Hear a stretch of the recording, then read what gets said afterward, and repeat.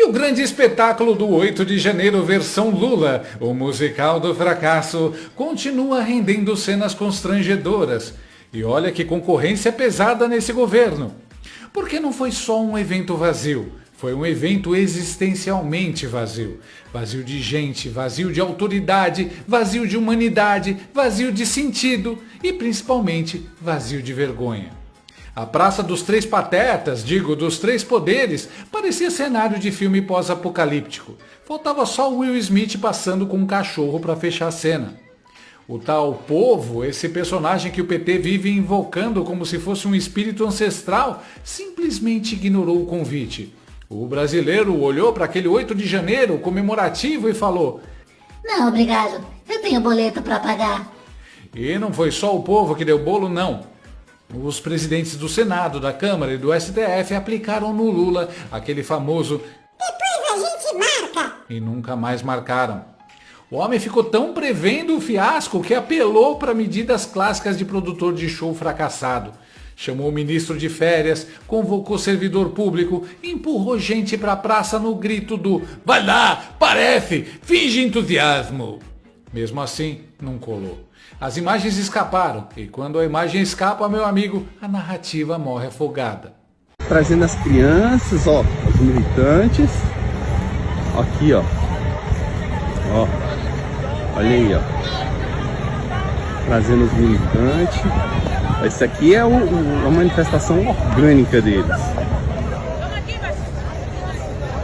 Aqui, ó. Nos acompanhando aqui. A manifestação orgânica deles aqui. Aí, ó. Eu acho que eu vou pagar o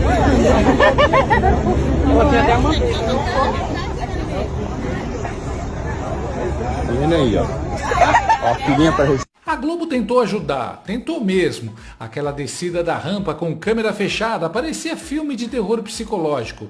Se a câmera não abrir, o vazio não existe. Presidente Lula em Brasília com o vice-presidente, os dois cercados das suas esposas, de vários parlamentares ali ao redor. Lula acaba de vetar aquele projeto que foi aprovado pelo Congresso e que prevê a redução das penas daqueles que foram condenados pelos atos golpistas. Mas o vazio existe. E a internet abriu a câmera, deu zoom out e mostrou o deserto.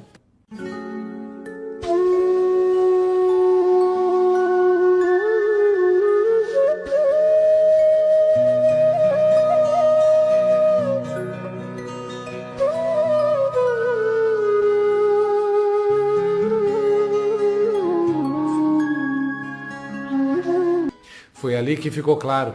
O fracasso do evento era o fracasso da própria história que eles contam desde 2023. Mas aí veio o segundo ato da ópera bufa. O momento em que Stalinácio resolveu transformar o veto do PL da dosimetria num espetáculo circense. Porque vetar ele vetou, isso ninguém tinha dúvida. A surpresa não foi o veto, a surpresa foi o teatrinho.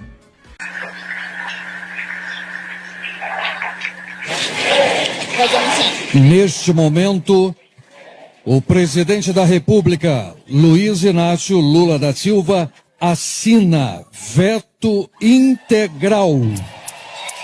Veto integral ao projeto de lei número 2162 de 2023, que diz respeito à progressão de regime para pessoas condenadas e a dosimetria da pena para crimes contra o Estado Democrático de Direito e para condutas praticadas em contexto de multidão. Nunca em toda a história da República alguém achou que vetar uma lei aprovada pelo Congresso merecia palanque, cerimônia, transmissão ao vivo, locutor oficial, plateia batendo palma como se fosse final de reality show.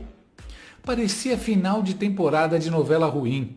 Só faltou a Janja gritar: "E agora, parceiro, quem será Felipe Neto?" Isso não foi um veto, foi um comício disfarçado de ato institucional. Foi o uso da máquina pública, da estrutura do Estado, da solenidade presidencial para fazer campanha política em cima de vingança. Eu nunca vi alguém vetar uma lei com tanto orgulho no rosto, tanta palma, tanta celebração. Era como se estivessem comemorando gol em time rebaixado. E mais, isso não é só um tapa na cara do Congresso, é um chute com bota de obra. Porque o que vimos foi nojento, foi sórdido, foi pequeno. E isso escancara o que esse governo é. Um governo movido a rancor, revanchismo e obsessão. Um governo que parou no tempo, congelado no 8 de janeiro de 2023, como se fosse episódio traumático que precisa ser revivido todo dia. Golpe. Golpe. Golpe. Golpe. Golpe. Golpe. Golpe. Golpe. Desde então, o que eles entregaram? Raiva, ódio, punição seletiva, instituições sendo dobradas, Constituição sendo tratada como guardanapo. A economia? Uma promessa furada. O rombo? Uma herança maldita sendo empurrada para as próximas gerações. É um governo que institucionalizou a bestialidade, e a bestialidade ficou explícita naquele aplauso ao veto.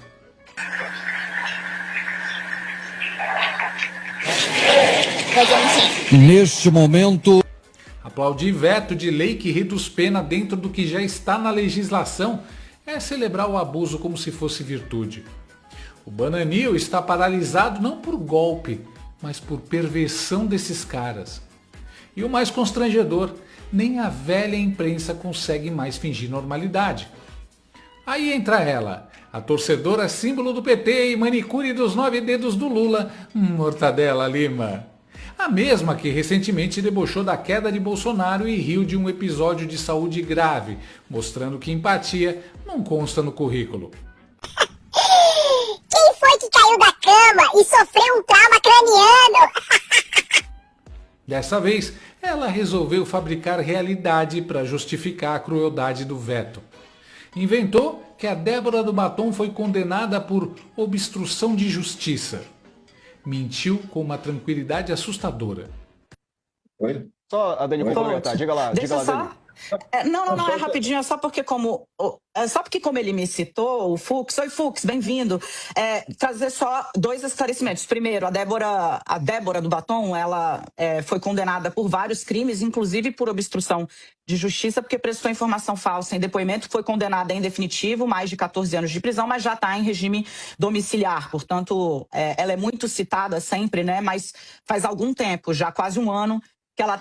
Isso não existe na sentença. É falso, é verificável, é mentira. Débora foi condenada por 5 crimes, todos amplamente divulgados pela própria imprensa durante meses. Nenhum deles é Falso depoimento. Aliás, em qualquer democracia funcional, réu não é condenado por mentir para se defender.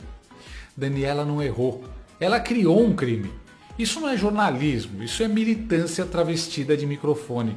A situação está sob controle. Só não sabemos de quem.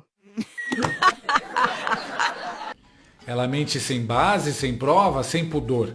E ainda acha que ninguém vai conferir. A Globo News, sempre fiel, lamentou o fato de que o evento estava vazio e só tinha petistas, quando deveria ter o Brasil inteiro. Sem perceber que isso só aumenta a vergonha do Lula. É como uma mãe dizer que no aniversário do filho só foram os coleguinhas da escola que são feios, burros e que comem ranho, e que nenhuma criança normal foi. Na tentativa de proteger o Lula, a jornalista Ana Não é Flor que se cheire fez mais uma humilhação em cima da humilhação que Stalinácio já estava sofrendo. Eu tive de manhã no Planalto e a gente tem que lamentar que praticamente o público inteiro deste evento era um público ou do governo ou da esquerda. É como se o 8 de janeiro virasse agora uma comemoração apenas da esquerda ou dos governistas. Exatamente, Ana. Só essa galera dodói da cabeça compra essa narrativa mofada de vocês. Aliás, eu acho que comemorar o 8 de janeiro devia virar teste de QI. Foi ao evento? Aplaudiu? Comemorou? Parabéns, você acaba de provar um QI compatível com um orangotango consanguíneo. Achavam mesmo que isso ia mobilizar o povo brasileiro? Meia dúzia de gatos pingados, sem relevância, sem representatividade.